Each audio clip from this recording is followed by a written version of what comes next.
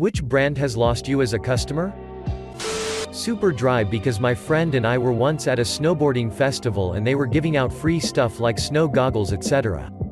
But their reps wouldn't give anything to us because we didn't fit the look. Edit, I know I'm not entitled to anything. It wasn't about getting free stuff. It was the quite clear message of, you're not good enough. Might please you to know they filed for bankruptcy in Norway then.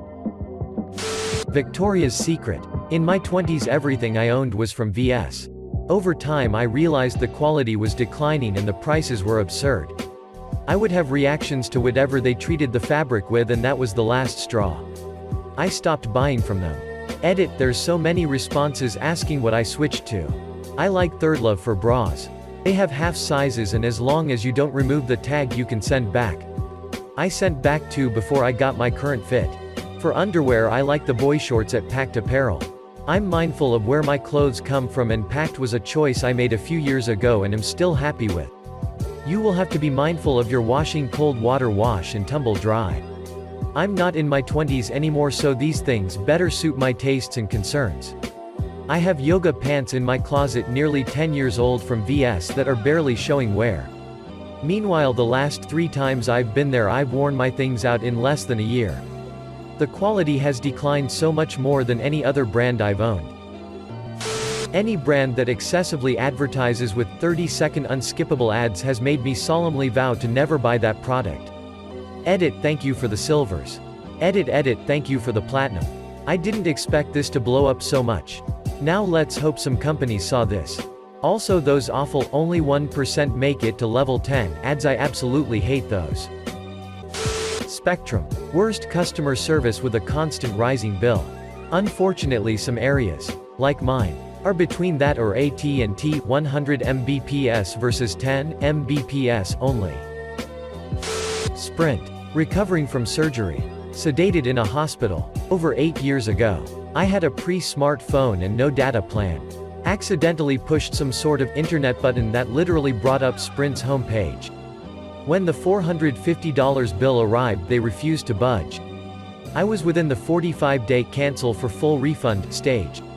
This was a 2-year contract for my family of 6. I returned the phones and canceled the agreement but they refused to waive the internet charge.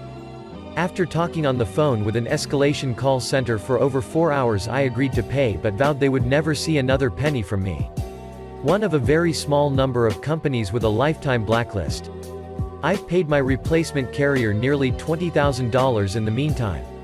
If Sprint ever merges with my carrier, they've tried a few times now. I will leave. If I go to a prepaid network, I will research to make sure whatever I use is not a rented Sprint network. Not 1 penny. And I tell this story to anyone that will listen. I went in a Sprint store to cancel my family plan. My husband ported his number but I didn't as I wanted a new number on Verizon. I got a bill the next month. They didn't cancel my phone plan. When I called and complained they said I had no proof that I went and asked for it to be cancelled in the store.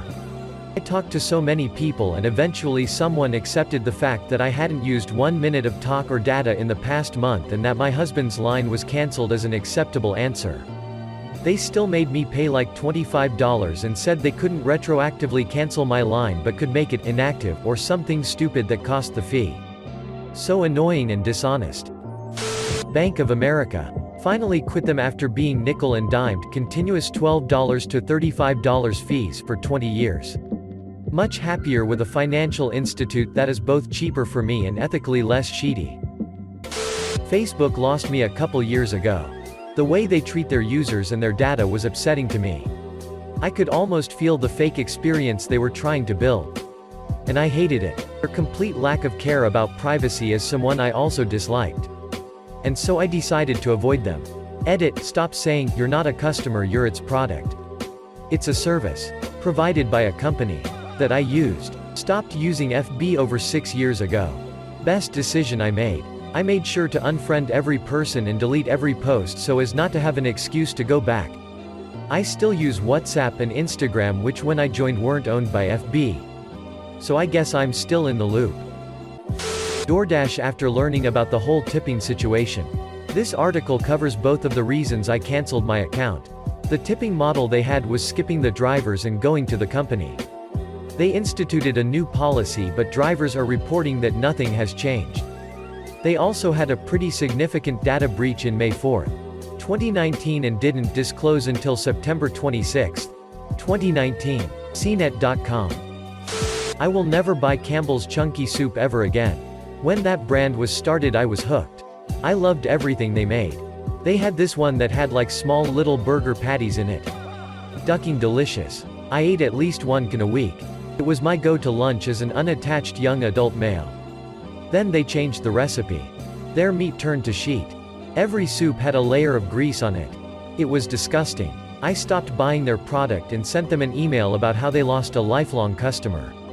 In their response back to me they apologized and gave me a gift to make up for it, a coupon to save 50 cents on a can of Campbell's soup. Is that what happened? I used to love chunky soups. Moved out of the country and eventually one store started selling them here. Was so happy to have my wife try it. It was garbage and I felt embarrassed for hyping it up so much. American Airlines. The explanation has been delayed for tomorrow or next year. IDK or ducking care. Doug Parker has been the worst thing to ever happen to AA. I live in Dallas and I'm executive platinum with them and still get treated like shit. They keep retrofitting their aircraft to add more seats and less room and still have the nerve to tell us consumers that it's what we want. Their metrics are the worst in the industry. Parker will hopefully be tired Q1 next year when they miss their number horribly. Tim Hortons. It is so ducking gross now. Stale donuts, nasty coffee and stupid menu ad changes every couple months. I am not kidding. They literally have a hot dog breakfast sandwich. They need to go back to the menu like 15 years ago. I know they're bought out by the Burger King company and start making things in-house again. They jumped on the Beyond Meat burger trend a couple months ago. But why would you buy a burger at Tim Hortons of all places when you could go to a burger place to get one fresh? They jump on a vegan, veg meat trend but blatantly ignore people asking for dairy-free options on social media. Or they tell them to ask for it at their local location, which goes nowhere. Of course they try to blame millennials. But I think every generation is sick of the shitty quality now. Basically them being bought out ruined them. Edit, I'm happy so many Canadians agree and are speaking the truth. We know what we like. And shitty coffee and forced representations, isn't it? Edit 2, Tim Horton reps. Stop downvoting the honest answers. Ya done ducked up. Accept your fate, you hoser. This is a joke on the obvious Canadian importance. Edit 3, let me say this once, grilled cheese. But they put cheese on the outside of the sandwich? I wish I was joking. And wow, calm down. Who knew calling out Tim Hortons would result in so much anger? Edit 4, apparently edits are cancer in the Reddit community. But some of the PMs I received in regards to working for Tim Hortons and the terrible job experiences are pretty astounding. It's disheartening to hear it's just not about the quality of products. Panera Bread. Almost $50 for a couple of small sandwiches and some soup. Most of the food is good. But not for that price. Exxon still hasn't cleaned up Alaska after the oil spill. 30 years later. Edit, I have learned a few things from this post. It doesn't change how I feel about Exxon. Though. Levi's. Since they went public the quality has dropped considerably. Bank of America. Their ATM was down so I had to go in and deposit my check. Paid all of my bills and had pretty much no money, this was during college. And they hit me with a $10 service fee which overdrew my account. And then they charged me a $35 overdraft fee. So. $45 I didn't have because their machine was down. The person I talked to on the phone was a complete big dig and I decided to get rid of my account right then and there. He then gave me an attitude about canceling. Duck that guy and duck Bank of America. BOA literally handed me a fake $100. And when I asked them to replace it with a real one they called the cops on me for trying to pass a fake bill. A fake bill they literally just handed me. The cops reviewed the footage and informed the teller and manager that they were at fault. The bank manager refused to acknowledge their mistake or apologize. So I closed my account. They had the nerve to try and retain me afterwards. Duck BOA. Edit, lots of feedback. I'll try to clear up what happened. I was about 20 years old when it happened. And very stupid about how things worked. At the time I was too thankful to be off the hook to think about anything else. The cop made the teller take the bill back. and as far as I know took off after. I didn't even think to call the news or sue.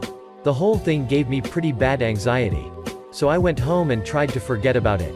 Older me is mad that younger me didn't pursue anything. I hope that clears some things up. Thanks for all your kind comments. I didn't realize this was such a common thing.